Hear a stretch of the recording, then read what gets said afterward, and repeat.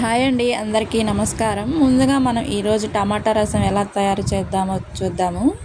దానికి కోసం ముందుగా ఒక పెద్ద సైజు టమాటా, ఒక ఉల్లిపాయ, 3 పచ్చిమిరపకాయలు తీసుకోవాలి. తీసుకొని ఒక చిన్న సైజు నిమ్మకాయ అంత సైజు చింతపండు నీళ్ళల్లో నానబెట్టుకోవాలి. ఎంతో ఈజీగా ఎంతో టేస్టీగా ఉండే టమాటా రసం అండి ఈరోజు. మీలో ఎవరైనా ఒక్కసారైనా ట్రై చేసి చూడండి. ఇప్పుడు మనం చూపించాం కదండి, టమాటా, ఉల్లిపాయ, పచ్చిమిరపకాయలు, వాటిని మిక్సీ గిన్నెలో వేసుకొని మిక్సీ వేసుకోవాలండి.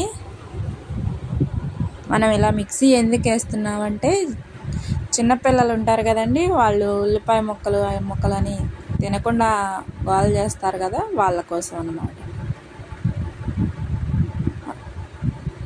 ఇలా మిక్సీ పట్టిన దాన్ని ఒక గిన్నెలో వేసుకొని ముందుగా మనం నానబెట్టుకున్న చింతపండు రసం పిండి దానిలో పోసుకొని దానికి సరిపడా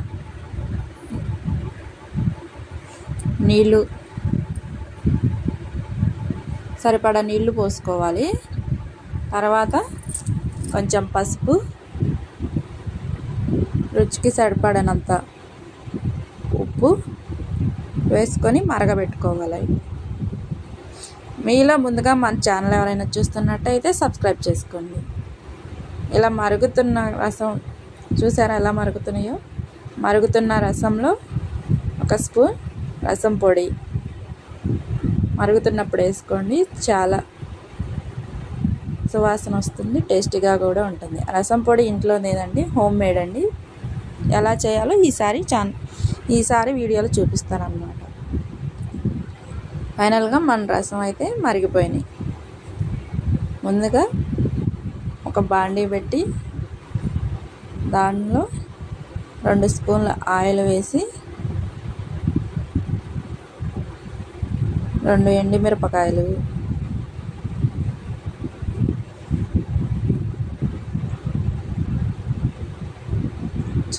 రెండు చిన్నుల్లిపాయ రెప్పలు,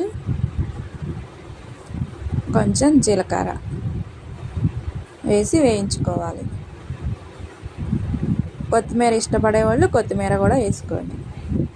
చాలా అంటే చాలా బాగుంటాయండి. ఒకసారి మీరు కూడా ట్రై చేసి చూడండి. ఎలా వచ్చినాయో కామెంట్ సెక్షన్లో కామెంట్ చేయండి.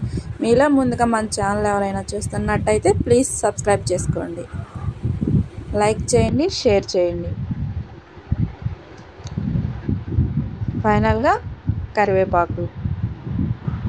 చాలా అంటే చాలా బాగుంటాయండి. ఒకసారి ట్రై చేసి చూడండి.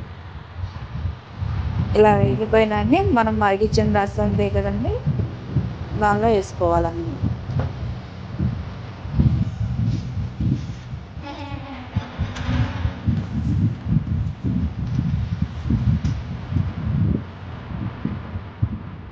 చూసారా, ఫైనల్గా మన రసం అయితే రెడీ.